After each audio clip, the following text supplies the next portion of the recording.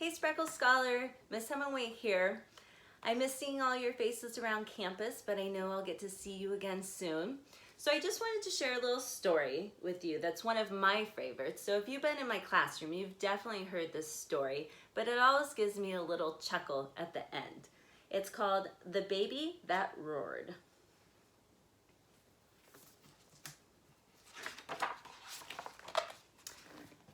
Mr. and Mrs. Deer had no baby of their own to love and cuddle and read stories to, but oh, how they wished that they did.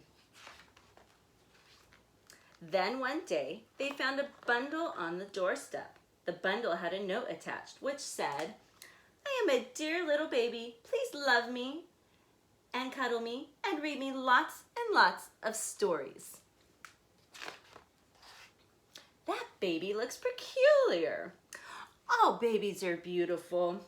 And Mrs. Deer picked it up and cuddled it at once. Then she popped into the laundry basket, which was just the right size for a bed. But no sooner had she put the baby down than it let out a great big roar. "I think it's hungry," said Mr. Deer. "Babies usually are."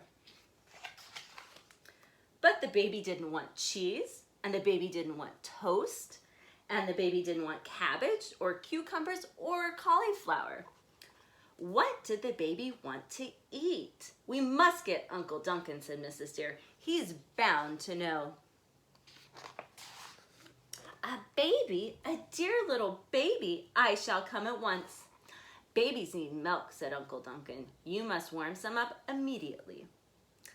But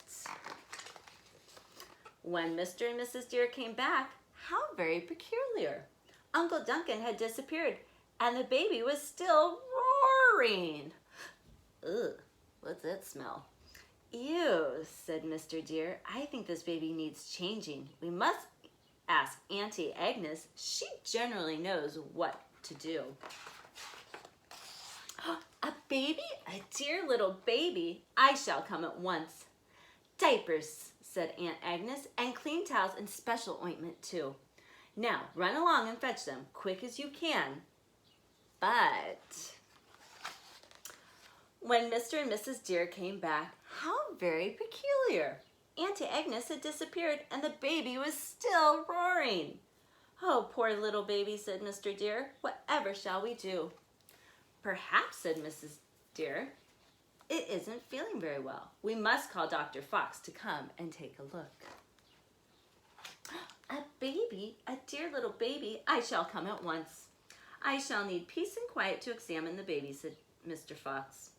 "Now run along, you two, and leave everything to me." Mr. and Mrs. Deer ran along and waited and waited and waited. But the baby went on roaring. They had to know what was happening, so they tiptoed in and... how very peculiar. Dr. Fox had disappeared and the baby was still roaring. "Oh no," said Mrs. Deer. "What shall we do now?" "Granny Bear," said Mr. Deer, "will know exactly what to do." Granny Bear came at once and she took one look at the poor little thing, dear little roaring baby, and said, "I know exactly what to do. This baby needs burping." So she picked up the baby and patted it and patted it and patted it until burp. It was really very peculiar because out came Uncle Duncan and out came Auntie Agnes and out came Dr. Fox too. And none of them looked the bit least pleased. "That's not a dear little baby," cried Granny. "That is a little monster."